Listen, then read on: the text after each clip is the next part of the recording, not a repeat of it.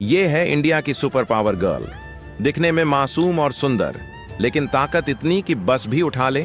और सामने है पाकिस्तान की धाकड़ गर्ल, जिसकी ताकत देखकर हाथी भी बच्चा लगने लगे। दोनों आमने सामने आई हैं रोटी खाने के महायुद्ध में। पहला ट्रक रोटियों का मिनटों में साफ, दूसरा ट्रक भी खाली होते ही सबकी आंखें फटी की फटी रह गईं। अब तक कोई तय नहीं कर पा रहा कि विजेता कौन बनेगा, इंडिया की शेरनी या पाकिस्तान की धाकड़।